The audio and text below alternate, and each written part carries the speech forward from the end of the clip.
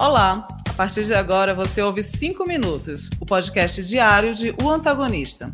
Eu sou Júlia Schiafarino e te conto o que acontece de mais importante na política, na economia e onde mais houver notícia. Desde o início do dia, o Antagonista mantém você bem informado. Bom dia, hoje é terça-feira, dia 15 de agosto.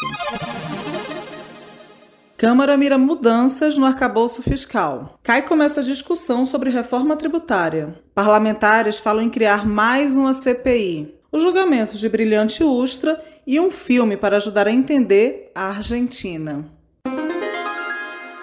A Câmara não engoliu as alterações feitas pelo Senado no arcabouço fiscal, que é o texto que substitui o teto de gastos. Ontem estava até prevista uma reunião do presidente da Câmara, Arthur Lira, com líderes e com o relator da matéria, o deputado Cláudio Cajado. Eles queriam respostas da equipe técnica do governo às mudanças que foram feitas durante a análise do arcabouço lá na casa vizinha, que é o Senado. Entre os pontos criticados estavam as exclusões à nova regra. Uma delas é a do Fundo Constitucional do Distrito Federal. Otávio Augusto, que acompanha a economia por um antagonista aqui em Brasília, explica isso. A ideia é destravar o arcabouço, porque quanto mais tempo uma pauta fica parada, gente, mais ela se desgasta e a probabilidade dela ser votada vai ficando menor. E para o governo é muito importante aprovar o arcabouço. Para nós aqui do Distrito Federal, o Fundo Constitucional, que é usado para pagar saúde, educação, policiais, os bombeiros, essas coisas, esses gastos mais básicos, elementares,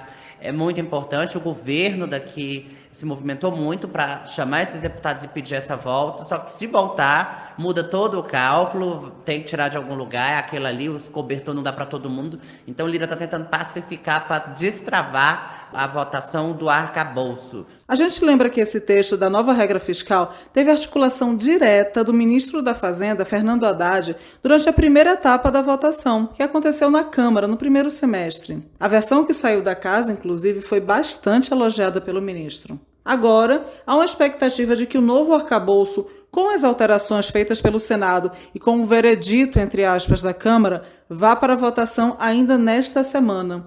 Ele antecede a Lei de Diretrizes Orçamentárias, a LDO, que prevê as receitas do governo para 2024.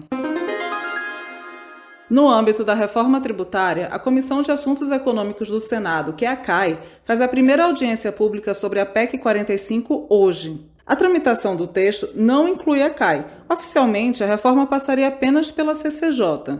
Só que foi firmado um acordo de cavalheiros para que essa comissão também pudesse contribuir com a matéria. CPIs e CPMIs. A gente tem falado muito delas aqui nos 5 Minutos, não é mesmo? Hoje, inclusive, tem reunião da CPMI do 8 de janeiro com depoimento do fotógrafo Adriano Machado, que no dia da invasão ao Congresso estava trabalhando no local. Tem também reunião da CPI das ONGs, que deve ouvir Ricardo Salles, e da CPI do MST, que traz a fala de João Pedro Stedley, líder do movimento dos Sem Terra. E em meio a tantas, a gente lembra que tem outras 2 CPIs transcorrendo na Câmara. Governistas falaram em criar mais uma. Pois é, parlamentares ligados ao PT começaram a colher assinaturas para a CPI das joias. A ideia seria uma comissão parlamentar de inquérito sobre a suposta venda ilegal de presentes doados ao ex-presidente Jair Bolsonaro.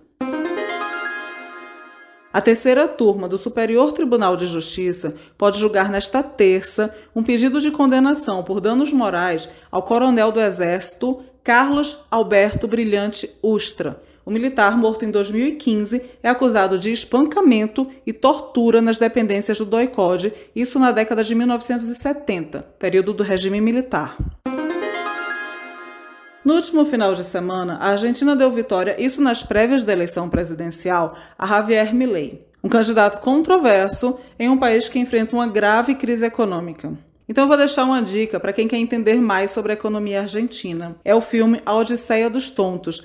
Esse filme é uma comédia e se passa na Buenos Aires de 2001, quando o país vivenciava um dos momentos mais trágicos de sua história. Então, sem mais spoilers, assiste lá A Odisseia dos Tontos para você entender um pouco mais da realidade argentina. Você ouviu 5 Minutos, o podcast diário de O Antagonista, produzido e apresentado por mim, Júlia Schiafarino, e com sonoplastia de Robson Negrini. Não esqueça de curtir e compartilhar o nosso conteúdo.